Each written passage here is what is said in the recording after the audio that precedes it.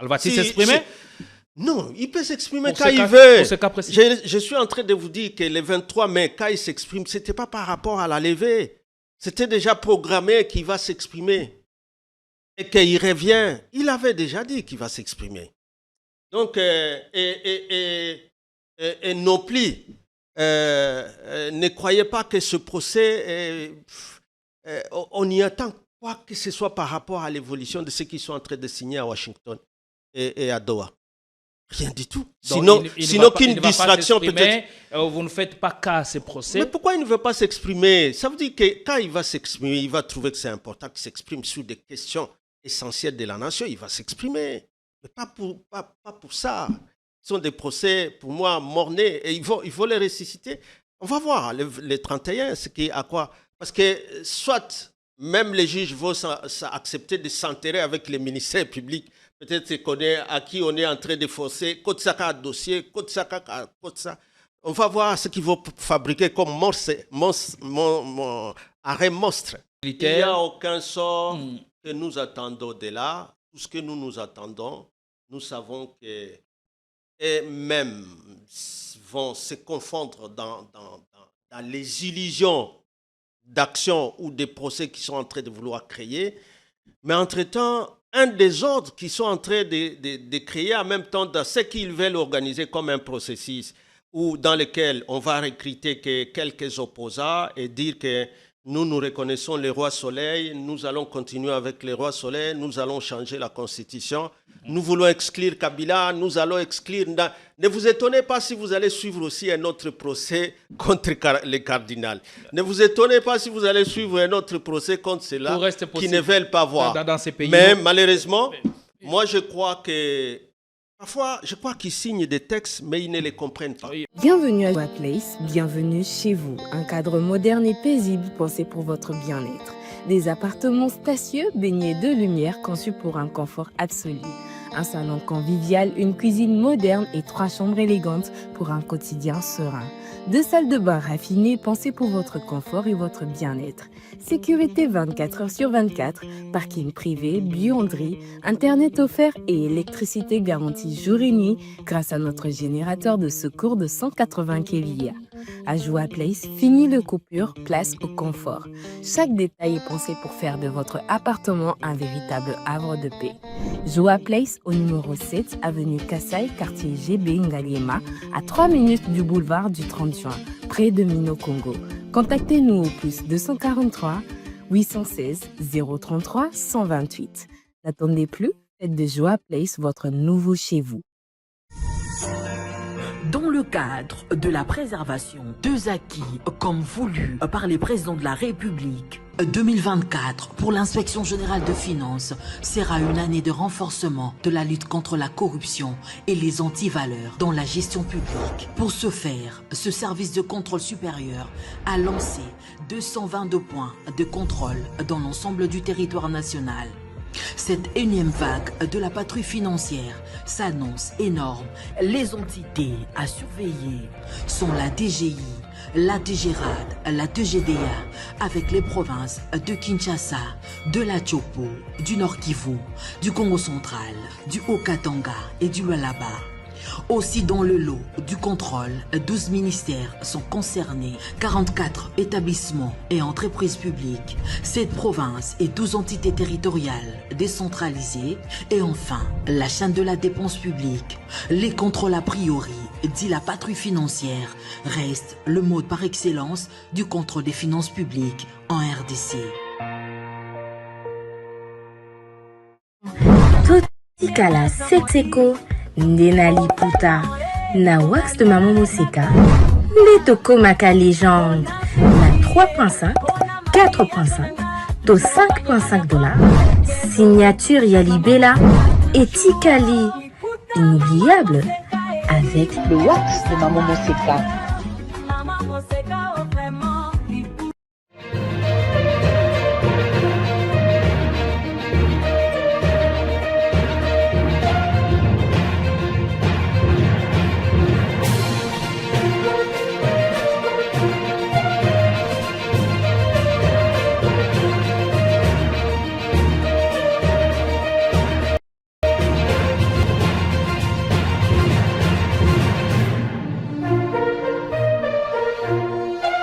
À seulement 2 semaines de la date prévue pour la signature d'un accord, la FCM23 et le gouvernement congolais, demain divisés sur quelques points névralgiques, c'est le signe que rien n'est encore joué.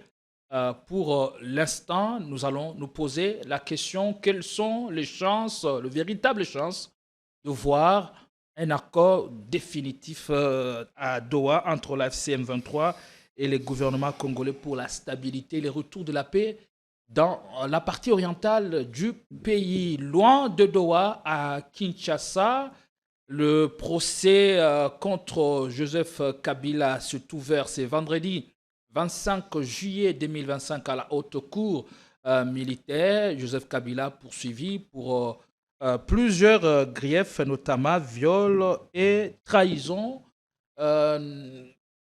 Fils de Mouzé, Laurent Désiré Kabila, et des Mama Sifa congolais de père et de mère. Nous allons largement revenir au cours de cette émission. Le procès de Joseph Kabila est qualifié d'historique, mais pour le PPRD, il s'agit d'un procès politique dont l'issue serait déjà connue. Nous allons en parler. Mesdames et messieurs, merci de nous faire confiance. Vous nous suivez au bon moment. Et merci de votre fidélité à votre chaîne. Bienvenue dans Ligne Rouge pour en parler. Nous avons l'immense plaisir d'avoir ce matin le secrétaire permanent adjoint du PPRD, Ferdinand Kambert Kalumbi. Maître, soyez les bienvenus. Bonjour et bonsoir. Bonjour et bonsoir, Gédéon, ainsi qu'à tous les téléspectateurs qui aiment bien politique.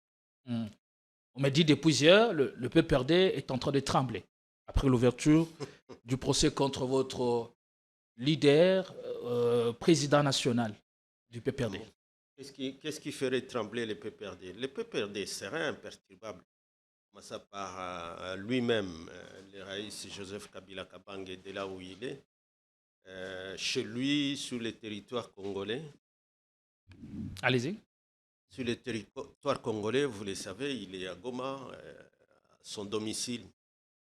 Il est simplement, c'est tellement comme la plupart des Congolais, la majorité en tout cas, c'est à quoi on a assisté hier comme ouverture d'un procès comme celui-là.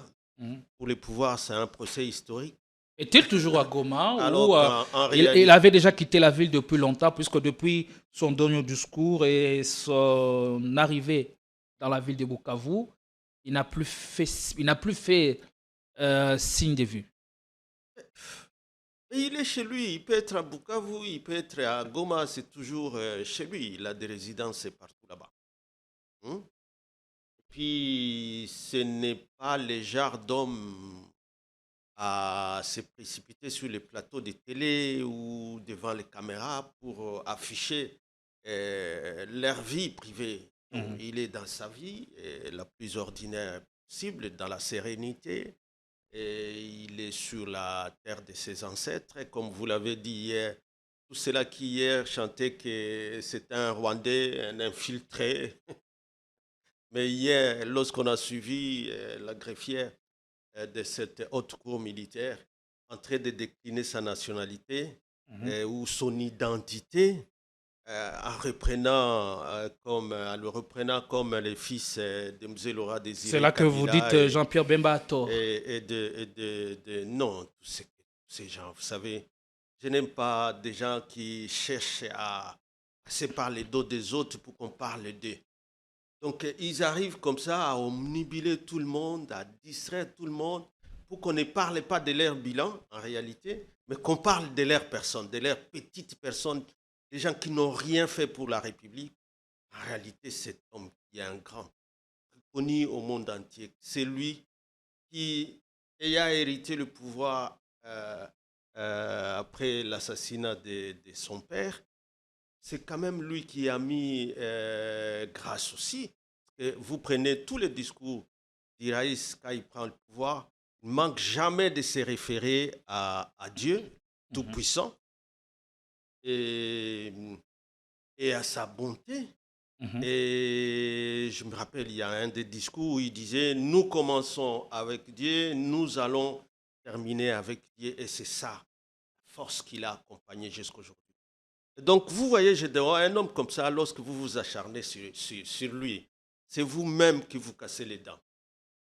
C'est biblique, au moins pour nous, les chrétiens qui lisons la Bible. Mais même par la nature elle-même ne peut pas être plus généreuse à quelqu'un, à un méchant, à quelqu'un qui veut répondre par la méchanceté à quelqu'un qui vous a fait du bien. C'est quand même les raïs qui, après cette réunification et les périples pour l'effort de la pacification et de la démocratisation, qui est promulgué la Constitution de 2006 et qu'il s'est engagé à la respecter, en 2018, il était parti. Un homme comme ça, vous croyez que vous allez appeler tous les prophètes de Baal, vous voulez pomper de l'argent, mais ils peuvent être 10 000 prophètes de Baal. Et ils ne feront rien devant les prophètes. Au peu perdre, qu'est-ce que vous retient pour l'instant? Parce que visiblement, vous n'êtes pas concerné par le procès contre Kabila, raison pour laquelle vous ne vous y étiez pas présenté. Qu'est-ce qui vous retient, peu perdre? Non, ça veut dire, c'est comme vous l'avez dit là, c'est vraiment pas un procès qui concerne ni les Congolais, ni les PPRD, ni les Raïs. C'est d'abord un procès qui avait déjà eu lieu. Les gens doivent savoir que ces faits-là ont déjà été jugés lorsqu'on nous parlait d'un procès des Nanga, des Makenga et tous les autres. On n'avait pas appelé Kabila à ces temps-là. Peut-être ils se sont si donné vous voulez des références pour reconstruire construire solidement son dossier, à avoir le raison. Et quel autre dossier? Je vous donne les références de ces procès-là. L'extrait est sur Internet. C'était l'arrêt CRP 440-441, où ils ont jugé tous les faits des rébellions, tous les faits contre les gens d'IM23, tous ces faits-là ont été jugés ces temps. Mais ça c'est avant.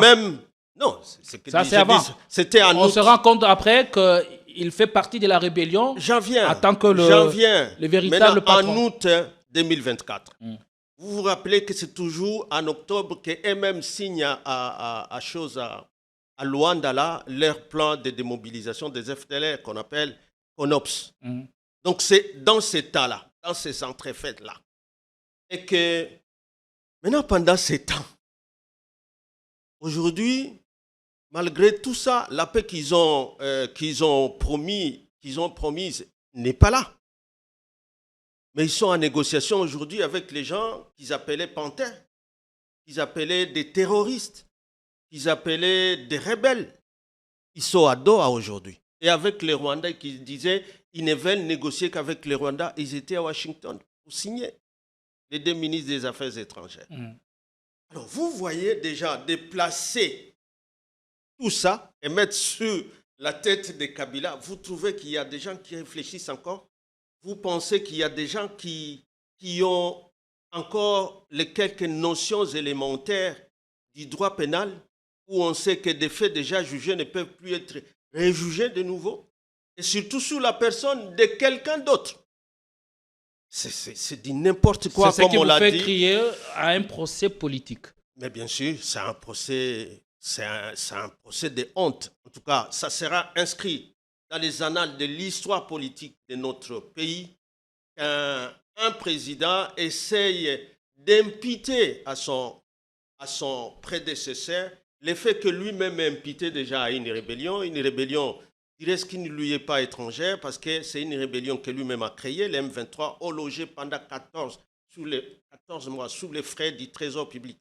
Ici, lui-même, dans tous les sommets où il est allé, il a avoué à tous ses autres pairs que ceux qui se battent là, comme mouvement AFC M23, c'est des Congolais, et que c'est lui qui a même signé que tout ce qu'il y a comme invective, accusation gratuite, ils vont les laisser. C'est un accord de principe qu'ils ont signé le 19 juillet. Il n'y a même pas une semaine. Et que de ça, brusquement, vous revenez sur ce qu'on a tenté de faire au Sénat, soi-disant qu'on levait l'immunité d'un sénateur à vie. lisez même l'extrait qui a été affiché par la haute cour militaire. On poursuit un sénateur à vie.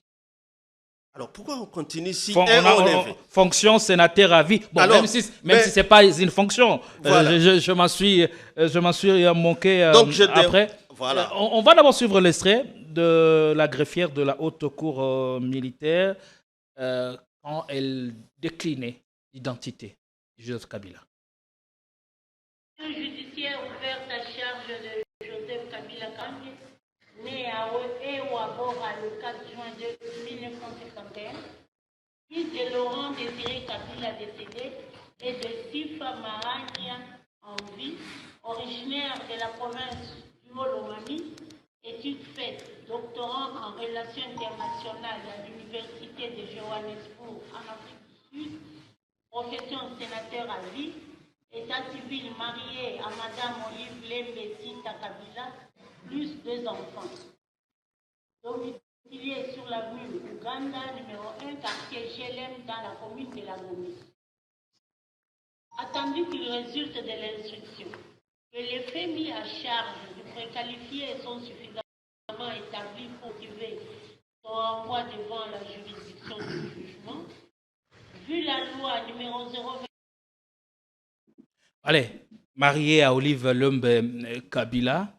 Sa charmante épouse. Sa charmante épouse que beaucoup ont donné pour divorcer pendant un moment. Bon, ça c'est pour juste amuser la galerie. Fils de Mouzé, de maman Sifa, congolais donc de père et de mère. Bon, c'est pas ce qui compte, même si vous allez peut-être y revenir si vous le souhaitez. Parlons de grief mis à charge. Non, ça tient la route ou pas? Nous n'allons pas suivre tout ce que les gens racontent sur la vie privée d'un couple aussi heureux comme celui-là. Ne peut pas manquer de jaloux. Mais je crois que tous ceux qui ont essayé de raconter ça, ils voulaient peut-être attendre les débats qu'il y a sur le couple présidentiel pour les voir dans le couple de l'ancien président. Mais ça ne marchera pas. Tout le monde l'a vu au mariage même de la sœur au Kenya, et ainsi de suite. Donc c'est toujours des mauvaises blagues et ils essaient de vanter sous les bois et lui donner peut-être une certaine pondération, mais malheureusement, ils n'arrivent pas à atteindre leur objectif. Salir, c'était salir. Donc les mandats, finalement, on dirait que Félix, tous les 32 ans de pouvoir, de l'opposition plutôt, ils n'ont été là que pour dire les jours que nous aurons le pouvoir, nous allons que salir l'ancien président, les prédécesseurs. On fait ça comme programme, on fait ça comme vision. De manière, regarde, en tout cas ce qui s'est passé hier avec ce procès-là, comme nous vous l'avons dit, et ce que nous avons appris hier, qu'eux-mêmes se précipitent avec un procès, nous ne savons pas quels actes de notification ils l'ont fait cas. Parce que moi, sur Top Congo, c'est le soir, vers 19h qu'on m'appelle là, pour me demander quel était mon point de vue. Jusque-là, je n'avais pas encore lu qu'il y avait un procès. En réalité, les actes devaient arriver chez la personne qu'on appelle citée. Ici, c'est au moins 10 jours avant. 10 jours avant. 8 jours francs avant. Et si c'était arrivé, même j'étais sous la rue, au moins dans les réseaux sociaux, tout le monde aurait su qu'il y aura un procès.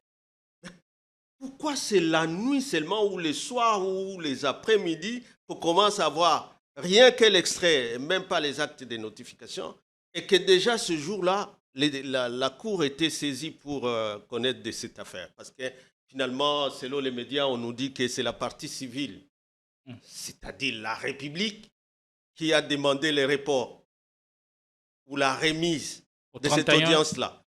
Vous avez déjà vu un tel procès en réalité par défaut ou comme on le dit dans d'autres dossiers, accoutumance, où vous avez tous les avantages, c'est vous qui avez fait le montage de ce que vous appelez un dossier. Parce que nous, on ne sait même pas comment ça va être. Depuis que Félix avait commencé à accuser le patron de l'AFC, c'est Kabila, ça fait au moins une année. Nous étions passés à l'auditorat général lorsqu'on nous interpellait pour c'est pas moi la Rien ne la vous a été phrase, là. reproché. Nous avions même demandé s'il y avait quelque chose qui ressemblait à ça. Il n'y avait aucun dossier. Et aujourd'hui, pour les faits d'IM23 qui sont en train d'être exonérés par eux dans les négociations qu'ils ont avec les M23, c'est Kabila qui doit répondre. Tu vois que même dans l'opinion, c'est tout le monde qui était choqué. Même dans l'opinion. Mais le PPRD regorge d'éminents avocats, à l'instar de vous qui êtes sur ce plateau. Quand vous dites qu'il s'agit d'un procès politique, est-ce que ce n'est pas un dilatoire que vous essayez de créer qui, plus tard, ne risque pas de vous profiter? Pourquoi ne pas prendre la défense de Kabila, veiller à ce que la procédure soit respectée et qu'il puisse présenter ses moyens de défense et répondre de ce dont il est accusé? Nous les laissons dans les propres pièges. On croit à la sagesse de cette cour-là. C'est vrai, ici, c'est la haute cour militaire, mais le procès Nanga, c'était la cour militaire.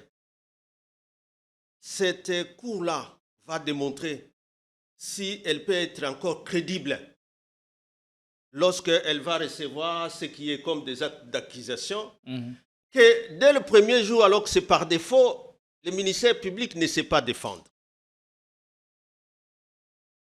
Déjà, dès le premier jour, il ne sait pas défendre. Et c'est la partie civile qui, en réalité, ne parle qu'après le ministère public, rien que pour parler de ces dommages civils, s'il y en a, de la réparation. Ce n'est pas les avocats de la partie civile qui vont soutenir ces infractions. C'est le ministère public. Donc, en réalité, c'est les deux qui ont démissionné en même temps. Pour consolider notre thèse qu'en réalité, il n'y a pas de procès. Ce qu'il y a, c'est simplement un acte d'acharnement de plus. On veut s'acharner sur Kabila. Mais ce qu'il y a, c'est parce que Félix se trompait que par ça, il va peut-être réussir à anéantir un adversaire politique. Un adversaire politique majeur sur des enjeux qui sont en train de s'annoncer vers l'avènement du retour de la pacification, l'avènement vers l'ordre constitutionnel où il nous faut des institutions nouvelles. Et que dans ça, la personne qui gêne, c'est l'ancien président de la République. C'est un témoin gênant. Parce que lui a quand même hérité de situations plus complexes que celle-là. Il n'a pas ramené les armées étrangères, il a plutôt combattu. Et il les a aidés à partir. Et de son dernier discours du 23 mai, comment on peut imaginer que de ça, un pouvoir, alors que maintenant, avec l'accord de principe, on a s'y inséré encore là-dedans la MONUSCO, on a s'y inséré là-dedans des mécanismes régionaux.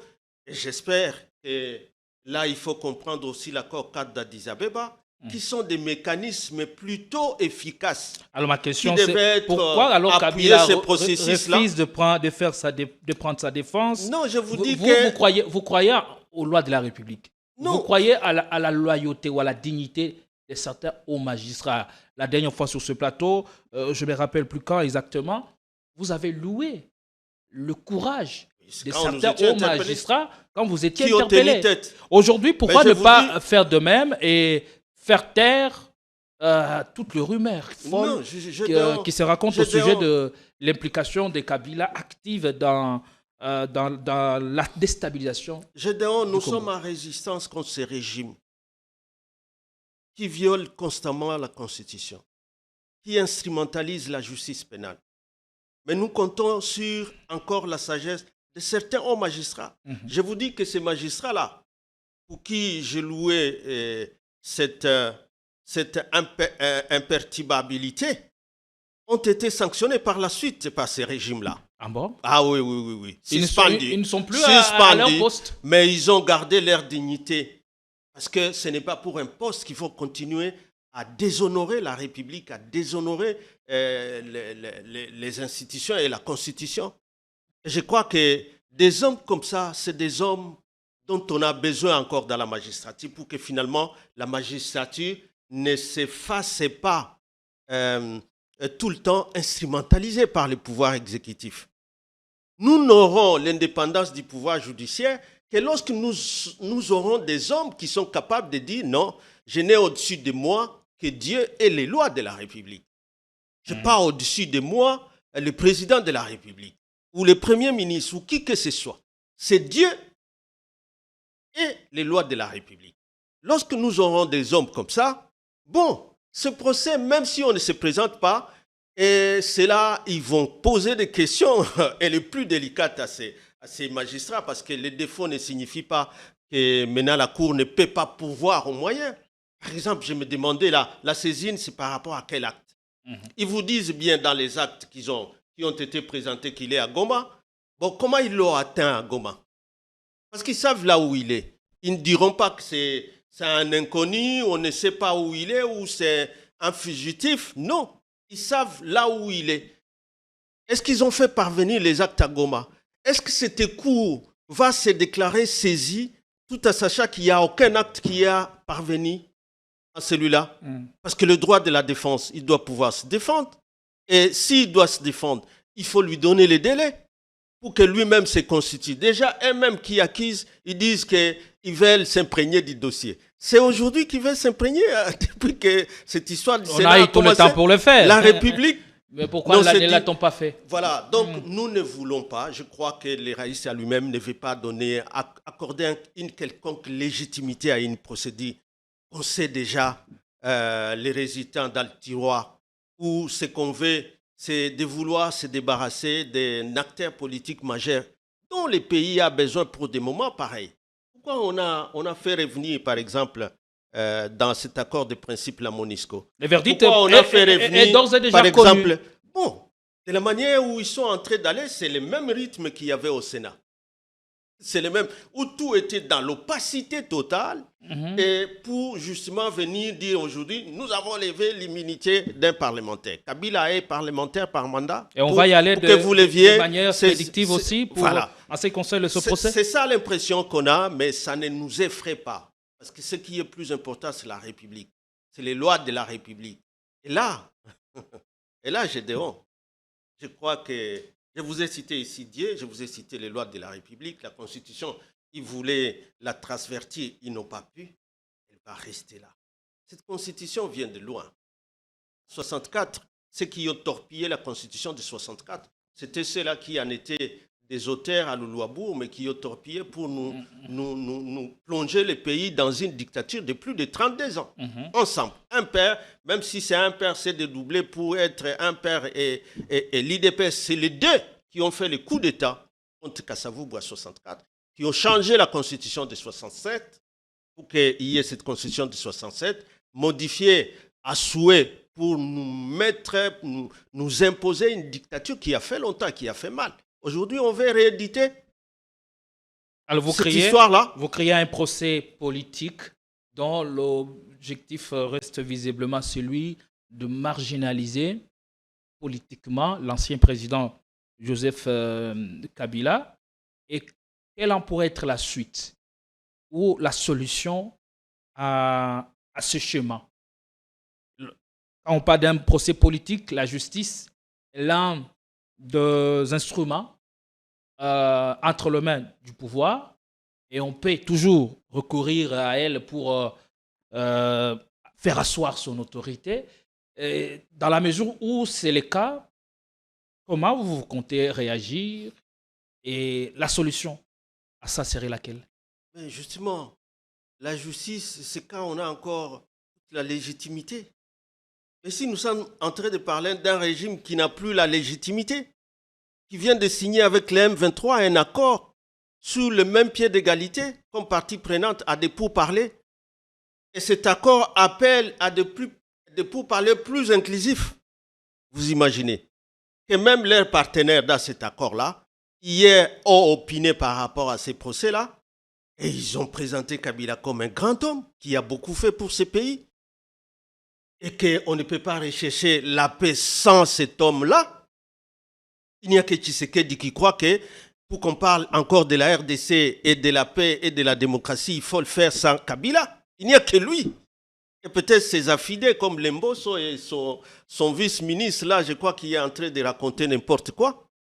Vous savez, à des moments comme celui-là, où on est aujourd'hui, où le pays est occupé à partie par une rébellion que vous avez créée, et que vous ne savez plus imposer l'autorité de l'État sur toute l'étendue de la République, à ce moment, ce n'est pas votre justice à vous, autorité défaillante.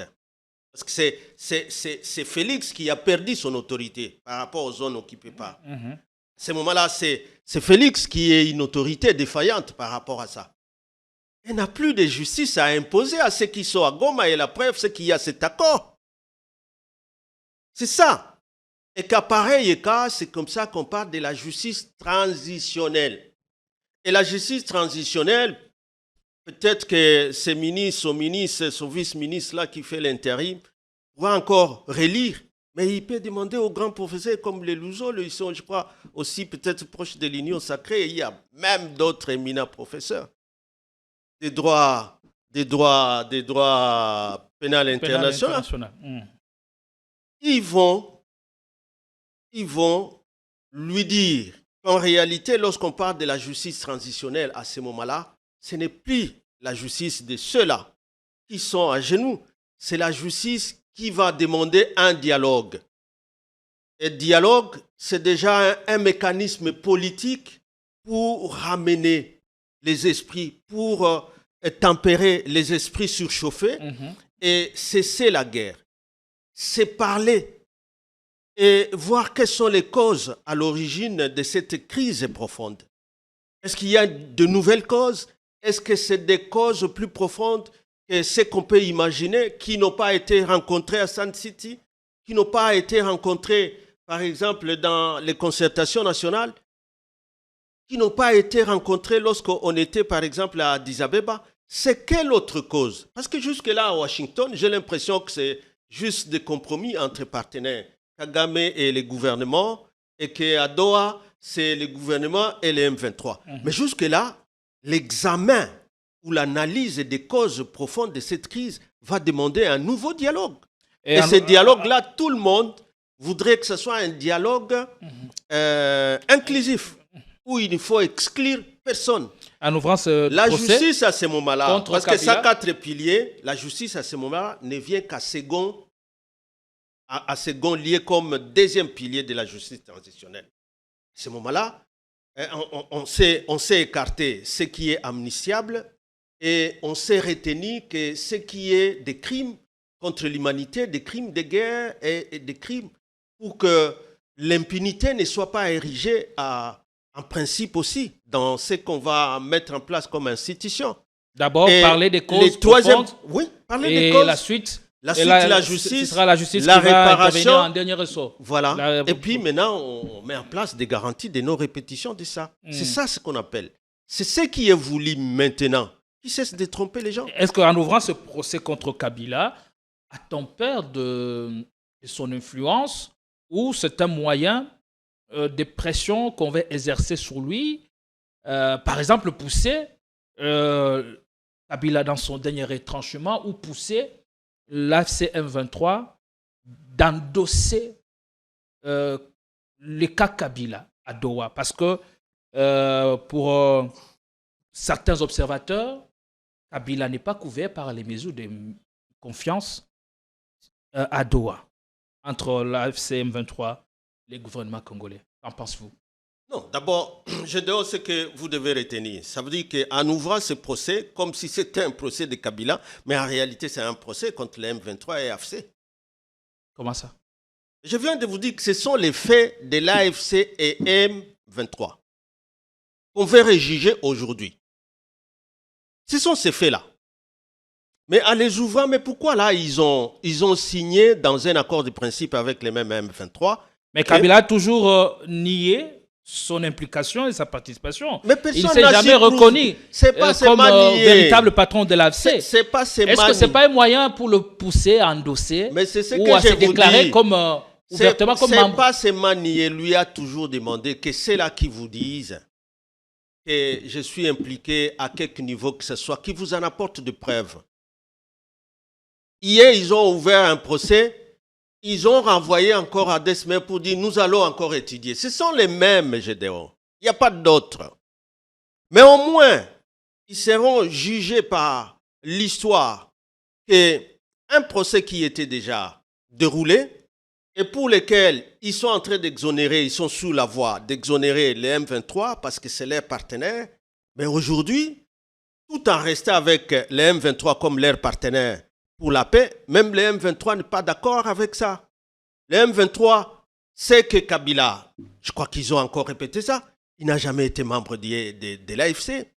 Vous savez, les statuts de Rome, pour que vous soyez, vous, considérés comme auteur de crimes internationaux ou complice à quoi que ce soit, mais vous devez être démontré. Que, par exemple, Kabila a été dans des réunions de l'AFC, que Kabila a commandé ou coordonné un quelconque commandement, que Kabila a fait ceci ou financement. Mais depuis, à partir de l'Afrique du Sud, qu'il a dit à votre consoeur, allez demander à tous ces gens qui m'accusent de vous donner le preuve. C'est ce procès. C'est maintenant avec ce procès, alors, le ils sort ont de Kabila tenté de le faire par la seule présence son à sort Goma. est-il lié à Doha, à ce qui se passe à Doha, ou à la justice, ou au dialogue intercongolais? Parce que, je le répète, Il n'y a pas de il n'est pas lié par le mesure ou concerné par les mesures de confiance entre l'AFCM 23 et le gouvernement congolais. Parce que, ne se reconnaissant pas étant plutôt membre de la rébellion. C'est ce que je vous dis. C'est pas le même dossier. Ici, c'est un dossier qu'on ouvre particulièrement pour traiter ou le fait d'accusation de Kabila. Ça veut dire, Gédéon, moi j'ai pitié pour ces régimes. Et ils veulent que Kabila reconnaisse qu'il est membre du M23 pour maintenant réclamer les bénéfices de cet accord. C'est du n'importe quoi, Gédéon. On est dans quoi? Je suis en train de vous dire, rien que par leur procédure malencontreuse, ils sont en train de nier leur signature sur cet accord de principe. Ou déjà, ce qui était demandé dans cet accord de principe, c'est d'anéantir cet arrêt de 2024. De 2024, oui. C'est d'anéantir tout ce qu'il y avait comme mandat d'arrêt contre ces gens, les condamnations contre tous ces gens. C'est ça qu'ils ont demandé dans les mesures de confiance.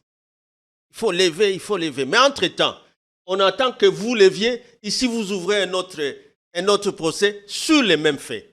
Imaginez maintenant les autres aussi qui sont appelés à réfléchir sur les mécanismes pour mettre en place un cadre de dialogue national. Je parle ici de tous les mécanismes dont ils ont fait allusion, la MONUSCO. Comment ils vont les considérer? Tous les mécanismes régionaux là. Comment on va prendre au sérieux ces pouvoirs-là? Ils veulent une chose et son contraire en réalité. Jacques Chabani qui est clair et qui semble s'inscrit dans la logique du gouvernement. Nous n'attendons rien de Joseph Kabila. En ce qui le concerne, son cas sera pris en charge par les hommes qui sont en train de négocier à Doha. Mais maintenant alors, pourquoi ils n'ont pas entendu que son cas soit pris en compte par les hommes qui sont en train de négocier à Doha et ils ouvrent un procès ici? Tu ne vois pas une démarche contradictoire? En tout cas, notre cas n'attend rien aussi de ces régimes-là. C'est contradictoire. Les uns disent, bon, son cas sera pris en compte par les hommes qui négocient à Doha, mais entre-temps, vous ouvrez un autre procès ici. Mais entre-temps, c'est procès qui gêne tous les processus en réalité. Parce que Kabila n'a rien demandé. Il n'y a aucun sort pour lequel on va dire, bon, maintenant, le sort de Kabila sera quoi? Kabila, c'est un ancien président, Gédéon. Rien qu'à ces statuts-là, on doit pouvoir les respecter. Moi, j'ai vu leurs partenaires du M23 les respecter dans les points de presse hier. Comme quelqu'un qui a tout donné pour ce pays, pour que le pays soit réunifié, pacifié, démocratisé. Et le reconnaissent. Mais ceux qui sont ici et qui en étaient les bénéficiaires, nous n'attendons rien de lui. Et vous pensez qu'avec des discours comme ça, au niveau international, il y a une quelconque crédibilité qu'on peut donner à un tel discours? Pas du tout. Kabila Pas qui du disait tout, malheureusement. qui disait avoir le même objectif avec le M23, de mettre fin à la dictature, chasser Félix Tshisekedi. Aujourd'hui, maintenant que... Il avait cité le nom de quelqu'un. Il ne faut pas être tendancieux. Lorsque vous reprenez son discours... qui il ne faut pas être comme les... Vous l'avez toujours dit que... Mais on demande sa démission. On a affaire à un régime autoritaire. Mais bien sûr. Et quand on dit mettre fin à la dictature, c'est de Tshisekedi qu'il s'agit. Oui, mais ça peut se faire de plusieurs manières. Ça veut dire lui-même peut partir par démission. La rue aussi peut le faire chasser. Et maintenant, il y a d'autres qui ont les armes aussi, qui sont en train de le faire à leur manière. Mais au moins, à ceux qui nous concernent, vous avez le même objectif avec l'M23. Maintenant que l'M23 négocie à Doha et Kabila pourchassé par Kinshasa avec cette offensive qui semble clairement se dessiner contre lui, son cas sera traité. Le cas de qui? Où? Le cas de qui? Kabila. Kabila, quel cas? Cas, en français, ça s'appelle case. À Kiswahili, kesi. Kabila n'a pas de procès. Je vous dis que le procès qui a été présenté là, elle est un procès contre le M23. Kabila n'est pas membre du M23. Personne ne sera capable de le démontrer dans votre truc-là. Alors son rôle serait lequel alors? En réalité, est-ce que ce n'est pas donner raison à la ministre des Affaires étrangères qui disait il y a quelques mois que Kabila n'a aucun rôle à jouer dans la résolution de la crise? donc Son rôle serait lequel en ce moment? Il faut ouvrir un procès politique contre lui pour qu'il ait un rôle. Son statut là, son rôle est défini dans les statuts. Son rôle est protégé dans les statuts. C'est une loi votée par la République. Mais pourquoi nous ne respectons même pas les lois de la République? Les institutions. Nous sommes en train de nous appeler des dirigeants des institutions. Nous ne respectons même pas les lois de la République. Qui va nous respecter? Vous pensez qu'il a toujours un rôle? Si nous sommes incapables de respecter les lois de la Constitution, les lois de la République, pour que ce procès soit plus ou moins légal, parce que c'est un procès anticonstitutionnel. C'est un procès en réalité qui n'existe pas. En tout cas, Kabila n'a aucun procès. Ils n'ont qu'à se morfondre comme ils veulent. Mais ce procès-là, c'est leur procès avec le M23. Et nous ne savons pas où il va continuer. On est en train de les regarder. Et la communauté internationale, il n'y a pas que nous, la communauté internationale est en train de les regarder comment ils sont en train d'agir. Et s'il avait un rôle, les chauds et les froids en même temps. S'il avait un rôle, comment ferait-il pour le jouer? Et le rôle, il l'a dit dans son discours du 23. Il donnait sa part, il a fait la lecture de cette crise. Et c'est par la gouvernance principalement qu'il voit. Parce que c'est ce régime qui a signé avec le Rwanda, alors qu'il y avait un accord cadre d'Addis Abeba qui le protégeait pour ne pas verser dans n'importe quels accords, dans n'importe quel partenariat. Il y a notre constitution, les articles 56 et 57, qui protègent les dirigeants. Mais lorsque les dirigeants eux-mêmes croient qu'ils doivent fouler aux pieds d'abord nos textes et tout ce qui est comme instruments juridiques internationaux, et qu'ils vont diriger selon les rêves, selon tous les prophètes d'Akab. Bon, il y a le pénal qui est là. J'aime brandir ça. Moi, je suis pénaliste. Le pénal est là et on insiste beaucoup sur ça parce que cette constitution se fera respecter par le pénal. Mais dans l'instant où vous-même, vous organisez qu'il y ait une rébellion, vous organisez que la rébellion ait de l'espace jusqu'à prendre des chefs-lieux de province. Vous vous organisez que vous vous attendiez entre vous là-bas pour que ce procès ne soit plus et que les poursuites cessent.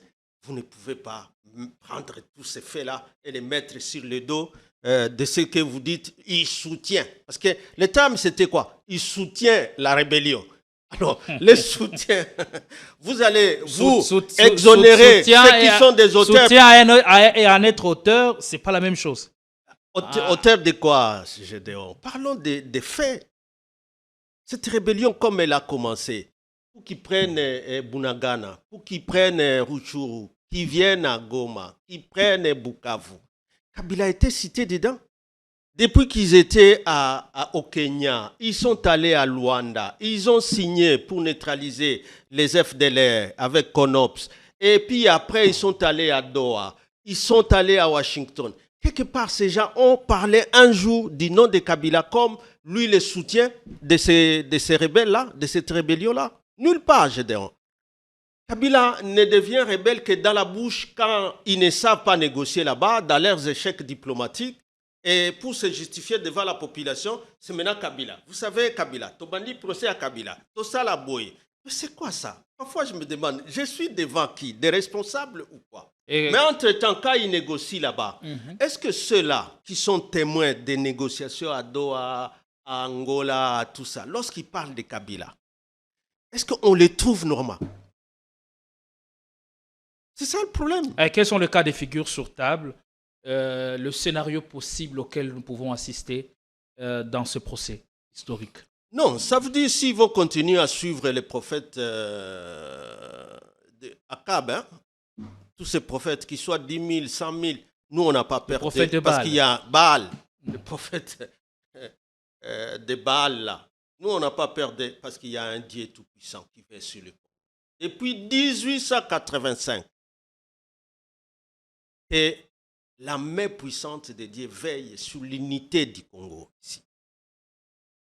C'est sur l'unité du Congo ici. Et sur ses dirigeants, mais pourvu qu'ils restent dans la droiture. Ceux qui vont se prostituer chez les autres prophètes qui sont anti-Dieu, bon. L'essor est toujours clair. De toute façon, vous parlez des montages politiques. Ma question, s'il s'agit des montages politiques, comment ça se passerait? Quel en serait les dénouements? Les cas de figure sur table, ce seraient lesquels les scénarios possibles? Est-ce qu'on va le juger et le condamner? Ça fera ou encore ça fera quoi, on va asseoir son dossier, déjà dans les sursoirs, ou encore son cas sera balayé par peut-être un événement important d'ici là, peut-être là aussi la signature de l'accord de Doha, qu'il sait. Ce sont des questions et des cas de figure que certains essayent d'évoquer. Est-ce également ça votre avis? Non, pour nous c'est un passe-temps, une distraction, comme nous l'avons dit.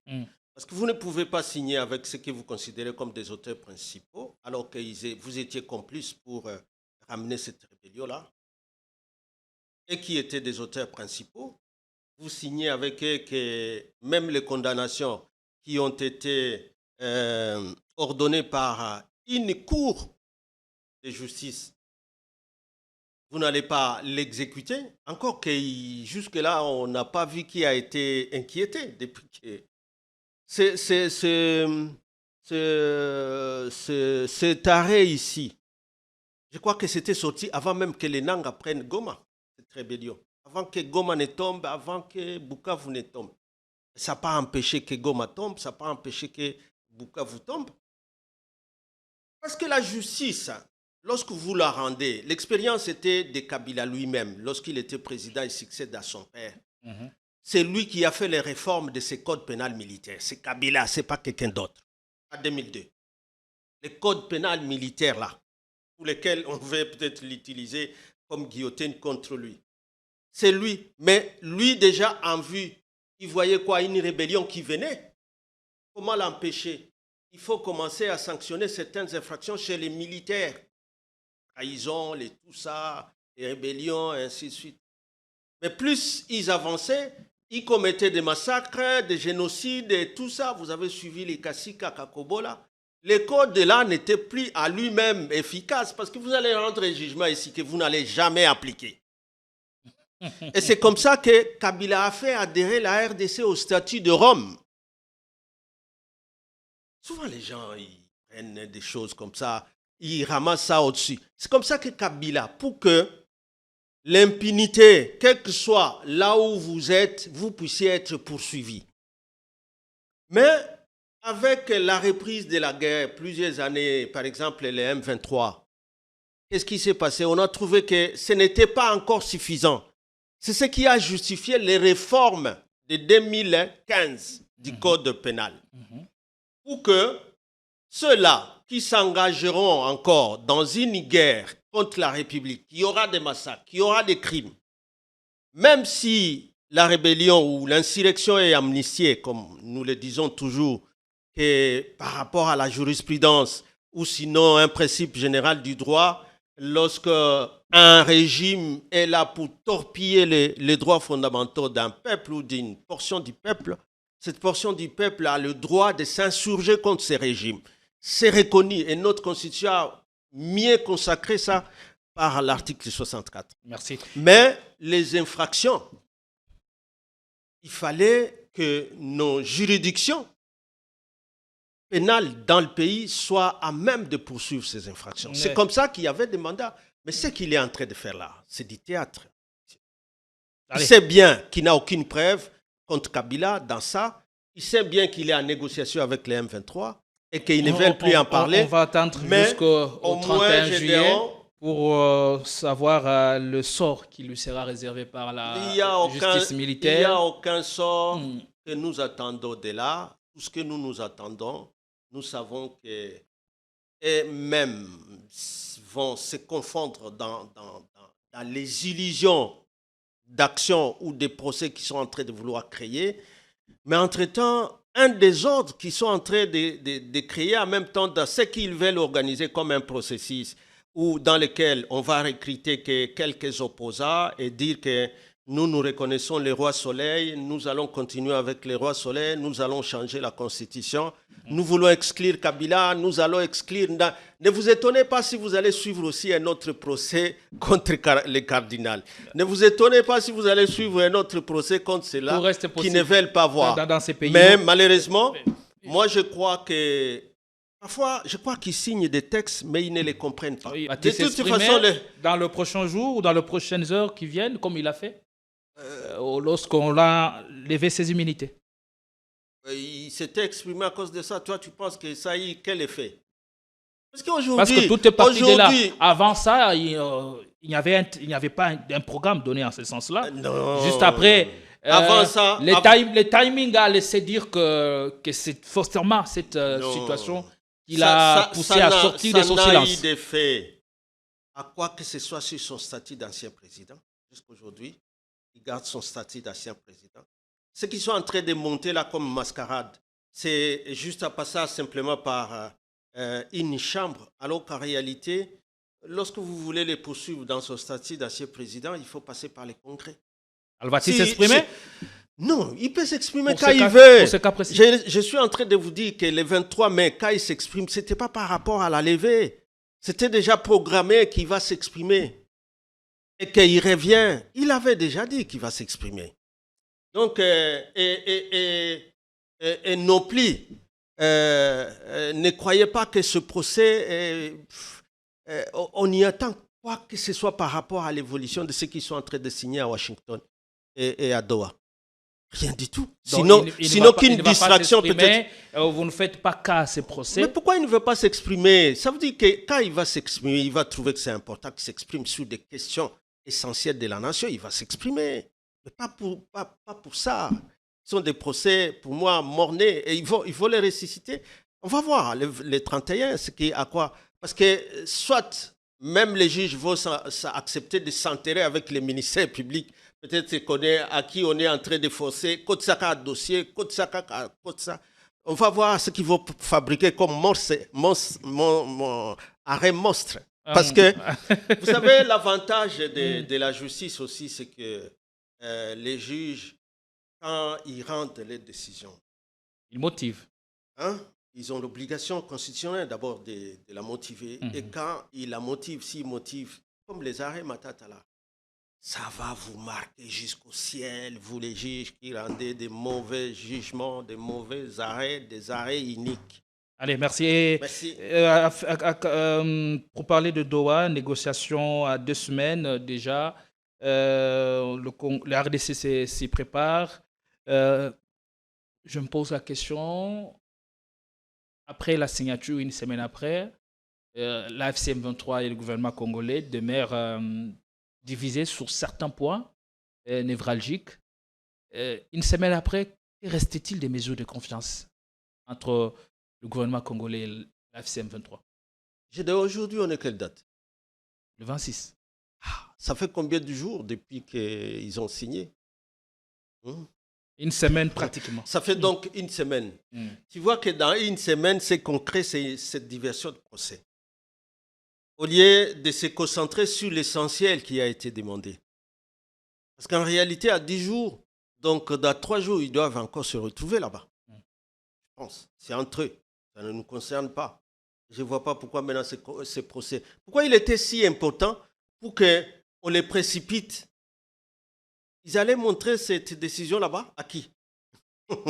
C'est quand même bizarre. Partagez-vous le même sentiment que rien n'est encore joué à ce stade par rapport à la paix, à ce qu'on fait à Doha ou par rapport à la résolution de la crise?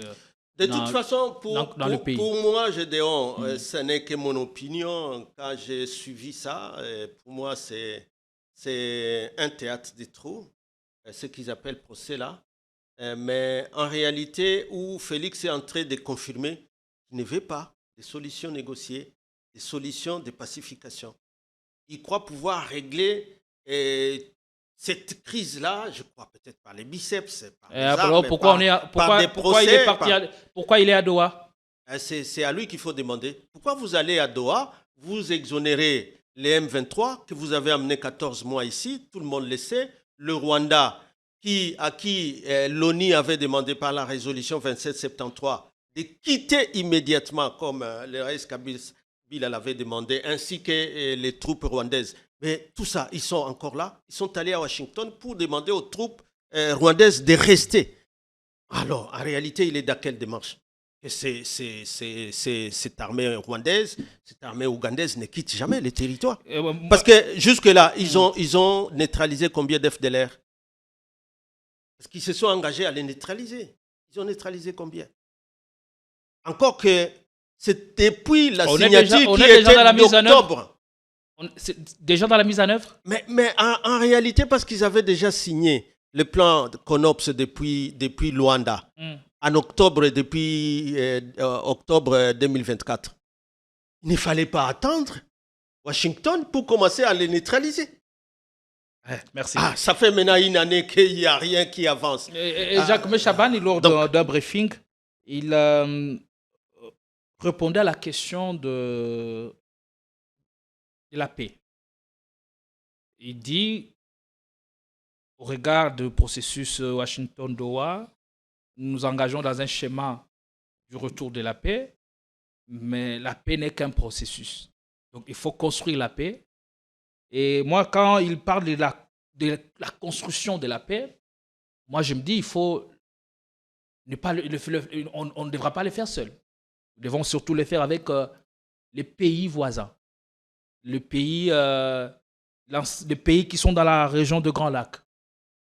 Et la perception de certains voisins laisse à désirer. Le cas de l'Ouganda avec le fils impénitent de Museveni, qui vient de déclarer il y a 2 jours que la solution ne viendra pas de Doha ni de Washington. Voilà. Qu'est-ce que ça veut dire? C'est encore un partenaire de qui? Même régime.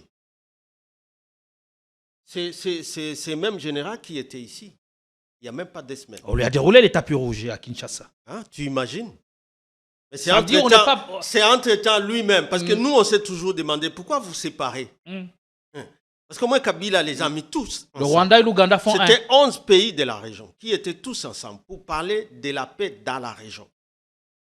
Et on y a mis des mécanismes de suivi de cet accord-là.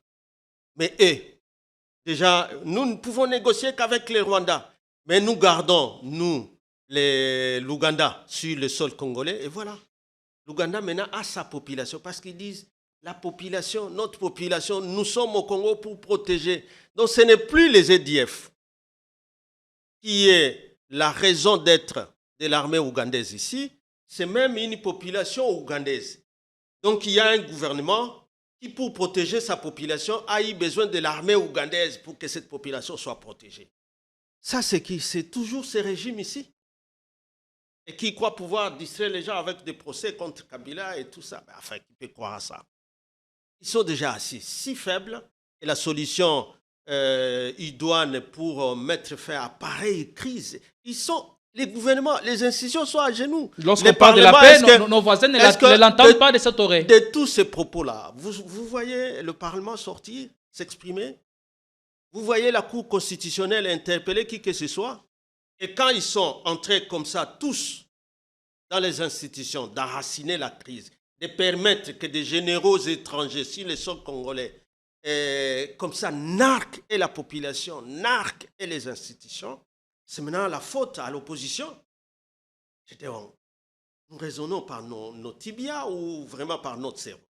Voilà, et apparemment vous êtes seul. Depuis l'ouverture du procès, la première audience qui s'est tenue hier, vos pairs de l'opposition ne sont pas exprimés pour condamner ou apporter un soutien à Kabila. Un soutien? Je n'ai pas fait le recensement dans les réseaux sociaux, mais je sais qu'il a le soutien total de tout le monde. Il a le soutien total de toute la population dans ce combat contre la tyrannie dans notre pays. Parce qu'en réalité, ça, vraiment, pour quelqu'un qui a comme père géniteur Étienne Tshisekedi, qui on a vu ici être condamné tout le temps par un procès, c'était la Cour de sûreté militaire. Ce n'était pas les cours de juridiction ordinaires. Et je le répète souvent, parce que c'est depuis la conférence nationale qu'il y avait cette volonté de ramener les pays dans la démocratie, d'y mettre l'état de droit. L'état de droit, en réalité, c'est pour tempérer ceux-là qui viennent au pouvoir par la voie des urnes, ou qui ne se prennent pas pour des dieux, mais lorsqu'ils commettent des infractions, qu'ils soient poursuivis. C'est ça l'infraction. Alors, à ces temps du maréchal, où en réalité la politique, là, pour instaurer une dictature forte, un pouvoir autoritaire, il y avait la Cour de sûreté militaire pour poursuivre les politiciens, mais lui, Félix, ça devient plus grave, où ce n'est pas les juridictions ordinaires, où c'est nos magistrats des juridictions ordinaires qu'on veut instrumentaliser, qu'on veut utiliser pour sanctionner les politiques.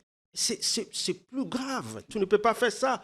Là où on demande un dialogue, alors, il faut passer par la voie du dialogue. 31 juillet. Et pas instrumentaliser le droit pénal et s'en servir comme un outil pour frapper les adversaires politiques. Le 31 juillet, ça passe ou ça casse à la cour militaire, à la haute cour militaire.